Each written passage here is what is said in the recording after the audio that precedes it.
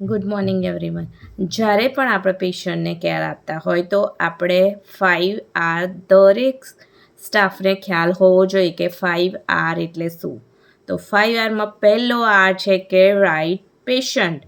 એટલે આપણે કેસ પેપરમાં ચેક કરવાનું છે પેશન્ટનું નામ શું છે, ઉંમર શું છે અને સરનેમ શું છે. કારણ કે ઘણી વખત એવું પણ થતું હોય કે સરનેમ સરખી હોય, કાં તો હસબન્ડના નામ સરખા હોય, નામ સરખા હોય છે, તો બેનના પણ નામ સરખા હોય, રેવાબેન પાછળના ભાઈનું બી નામ સરખું હોય ને સરનેમ કદાચ અલગ હોય. તો એવા ઘણા બધા પેશન્ટ્સ આપણી પાસે આવતા હોય છે જે એક જ સરનેમના હોય, કાં તો એક જ નામના હોય છે. તો આપણે બહુ ખ્યાલ રાખવાનો હોય છે કે કેસ પેપરમાં પહેલાં નામ જોઈ લેવાનું અને ટેલી કરી લેવાનું છે કે આ જ પેશન્ટ છે કે કોઈ બીજું પેશન્ટ છે. બરાબર છે. તો પહેલો આ છે આપણે કે રાઇટ પેશન્ટ. તો પેશન્ટ રાઇટ હોવું જોઈએ. બરાબર છે. પછી બીજું છે કે રાઇટ મેડિસિન. એટલે જે કેસ પેપરમાં જે મેડિસિન લખેલી છે એ જ આપણે તૈયાર કરી છે કે નહીં, એ પેશન્ટના કેસ પેપરમાં પહેલાં ચેક કરી લેવાનું છે કે ડૉક્ટરે શું મેડિસિન લખી છે. એનું પૂરું નામ આપણને ખ્યાલ ના આવતો હોય તો એને પૂછી જોવાનું છે સરને કે ડૉક્ટર્સને કે આ શું લખ્યું છે. કદાચ આપણે થોડુંક સ્પેલિંગ મિસ્ટેકના કારણે આપણે મેડિસિનમાં ભૂલ કરી દેતા હોઈએ છીએ. તો એવું ના થાય એના માટે આપણે જે મેડિસિન લખી છે એ પ્રોપર આપણે વાંચી અને ટેલી કરી લેવાની છે કે મેં જે તૈયાર કરું છું એ મેડિસિન આ જ છે કે નહીં. ખ્યાલ ના આવે તો 2 વખત પૂછી જોવાનું છે, કારણ કે આપણે પેશન્ટ સાથે આપણે કેર કરવાની છે, પેશન્ટની કેર કરવાની છે એના માટે. પછી ત્રીજો આ છે કે રાઇટ ડોઝ અને ડાયલ્યુટ શેમાં કરવાનું છે. ઘણી વખત એવું હોય છે કે જે પણ આપણે મેડિસિન લેતા હોય છે એ કદાચ ડાયરેક્ટ નથી આપવાની. આમ લખેલું હોય છે ડૉક્ટરે કે 5 mlમાં ડાયલ્યુટ કરો, 2 mlમાં ડાયલ્યુટ કરો કે પછી 100 mlમાં ડાયલ્યુટ કરો. તો એ આપણે જોઈ લેવાનું હોય છે કે કેટલો ડોઝ છે.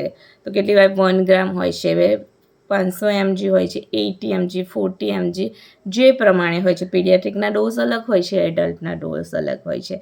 તો એ મેડિસિન કેટલાકમાં પર્સન્ટમાં એનએસમાં ડાયલ્યુટ કરવાનું છે કે શામાં ડાયલ્યુટ કરવાનું લખ્યું છે એ પ્રમાણે આપણે વાંચી અને પેશન્ટને આપવાનું છે. તો આ ત્રીજો આર થયો કે રાઇટ ડોઝ. એટલે કે રાઇટ ડોઝ છે કે નહીં આપણે ચેક કરી લીધું. બરાબર છે. અને શેમાં ડાયલ્યુટ કરવાનું છે એ પણ ચેક થઈ ગયું. હવે ચોથું છે કે રાઇટ રૂટ. એટલે પછી આપણે મેડિસિનનો જે રૂટ છે, આઈવી છે, આઈએમ છે, સબક્યુ છે, કે પછી કઈ રીતના ઇન્ફ્યુઝન પંપમાં આપવાનું છે કે કેલિબરમાં આપવાનું છે એ આપણે જોઈ લેવાનું છે. નાના બાળકોમાં આપણે ઇન્ફ્યુઝન પંપનું યુઝ કરતા હોય છે અને કેલિબરનો યુઝ કરતા હોય છે. તો એ રૂટ કયો રૂટ છે એ જોઈ લેવાનું છે. એ રૂટ રાઇટ હોવો જોઈએ કે રાઇટ રૂટ. ઠીક છે. હવે પાંચમું આવ્યું કે right date and right time. હવે કેસ પેપરમાં મેડિસિનનો ટાઈમ લખેલું હોય છે કે આ મેડિસિન 8 અવરલી આપવી, 12 અવરલી આપવી, 4 અવરલી આપવી અને 2 અવરલી આપવી.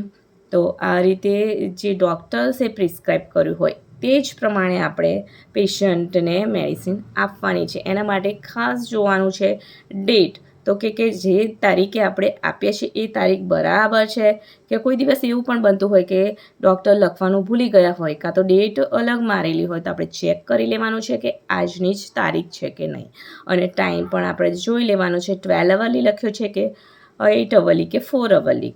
ઘણા બધા ઇન્જેક્શન 12 અવરલી આપવાના હોય છે, અમુક ઇન્જેક્શન 8 અવરલી આપવાના હોય છે. બરાબર છે. અને નેબ્યુલાઇઝર છે કે ભાઈ કંઈ પણ હોય તે 2 અવરલી પણ આવતા હોય છે.